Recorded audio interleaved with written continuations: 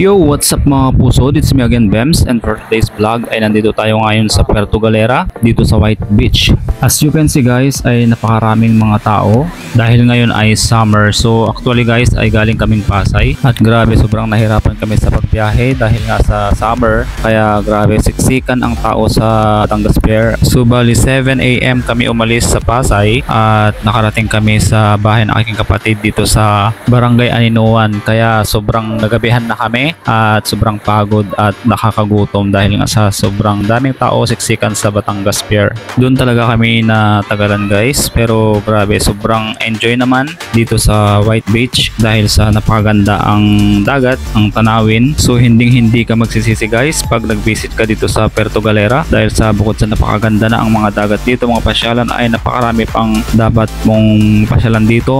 Tapos sa gilid ng White Beach na to guys ay maraming restaurant, bar at mga pasalubong. So pwede kang bumili ng mga pasalubong dito at may mga hotel dito guys, kaya naman ay dinadayo talaga ang White Beach dito sa Puerto Galera at maraming mga foreigner dito na pumupunta. Kaya naman guys ay taon-taon akong pumupunta dito. Kada summer ay hindi pwedeng hindi ako pumunta dito, kaya pag pumupunta ako dito guys ay sumasama na rin ng aking mga kaibigan. Kaya ano pang inaantay nyo guys, tara na, pasyal tayo dito. At pagkatapos nga namin guys sa White Beach ay pumunta naman kami sa Gulugud Beach, pero ito ay hindi madaling puntahan dahil kailangan pa talagang sumakay ng maliit na bangka.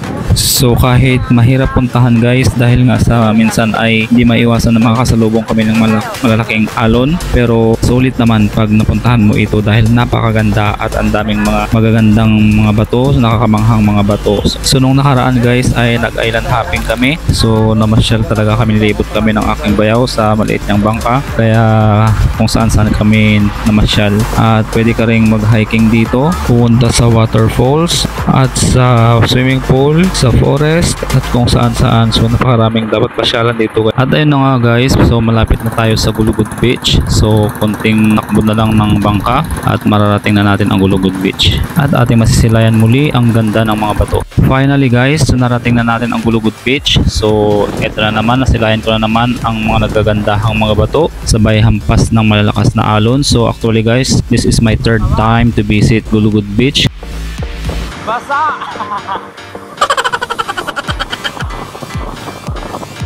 Basa ang aking phone.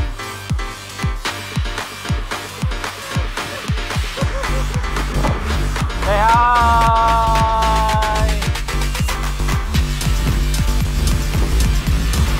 Lalaki ng mga bato.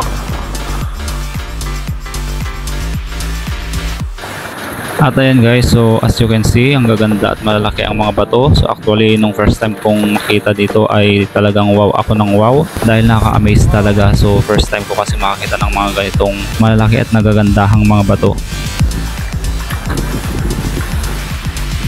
Hello! Hello! Wow!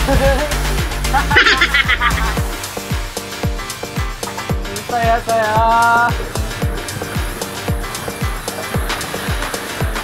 Ganda oh. Wow. Sige, picture. At dahil nga guys sa sobrang saya ko at tuwa ko dahil sa napakaganda dito ay hindi na ako naligo, nag-focus na talaga ako sa pagbibideo sa mga malalaki at magagandang mga bato. Okay. So, picture ka pa, di ba?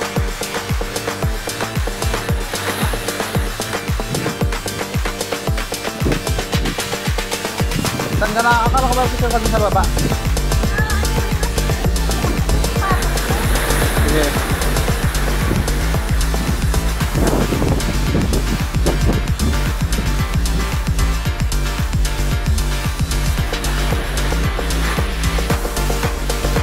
Okay ka na? So ayan ang aking sister. So kitang kita sa kanyang mukha na nag-enjoy din siya.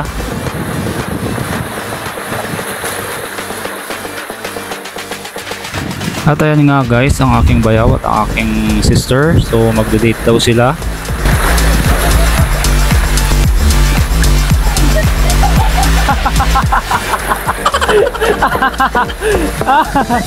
A few moments later. At ayun na nga guys, so tapos na kami at pauwi na kami. So maraming salamat guys for watching my video and see you on my next vlog. Bye bye.